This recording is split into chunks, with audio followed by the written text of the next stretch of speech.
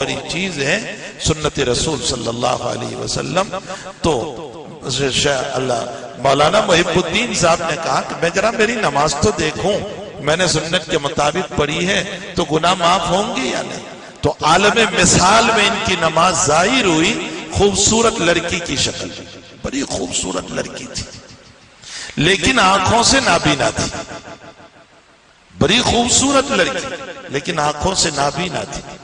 تو مولانا محب الدین کہنے لگے اس خوبصورتی کو کیا کریں جب وہ آنکھیں ہی نہ ہو، تو اس نماز کو میں کیا کروں جو آنکھوں سے بلائنڈ ہے، نابینا ہے۔ یہ تو اپنے شیخ و مرشد حضرت حاجی صاحب رحمت اللہ علیہ کی خدمت میں پہنچے اور پورا واقعہ بیان کیا۔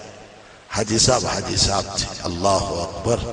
حاجی صاحب تو حضرت گنگوئی فرماتے ہیں وہ عالم نہیں، عالم گھر ہے۔ اگرچہ حاجی صاحب عربی تیسرے تک پڑھے تھے، دیکھیں حاجی صاحب کا مقام ہے۔ تو حاجی صاحب نے پورا واقعہ سننے کے بعد فرمایا شاید آپ نے آنکھیں بند کر کے نماز پڑھی تھی۔ فرمایا جی۔ فرمایا ساری نماز ٹھیک تھی، آنکھوں کو بند کر کے پڑھنا یہ سنت کے خلاف تھا، اور اس ترک سنت کی بنیاد پر تمہاری نماز کو اللہ نے نابینا بنا دیا۔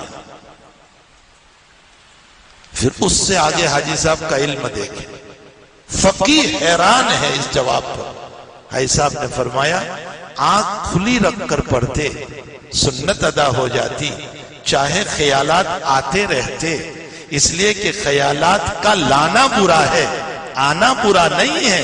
خود بخود خیال آ کر چلے جاتے، لیکن آنکھ کھلی رکھتے تو اللہ تمہاری نماز کو کامل و مکمل بنا دیتا۔ یہ حضرت حاجی صاحب رحمت اللہ علم تھا۔ تو سنت بہرحال بہت بڑی چیز ہے۔ ہم میں بھی بہت سارے لوگ آنکھ بند کر کے نماز پڑھتے ہیں، بھئی یہ سنت کے خلاف ہے۔ نبی کریم صلی اللہ علیہ وسلم نے کبھی بھی آنکھیں بند کر کے نماز نہیں پڑھی ہے۔ سنت سیکھو، ہاتھ کیسے اٹھائیں، ہم کیسے ہاتھ باندھیں، رکوع کیسے کریں، سجدہ کیسے کریں۔ ہم یوں جو سجدے میں بچھا دیتے ہیں نا، یہ مکروہ تحریمی ہے، حرام کا ارتکاب کر رہے ہیں، لیکن ہمیں پتہ ہی نہیں ہے کہ ہماری نماز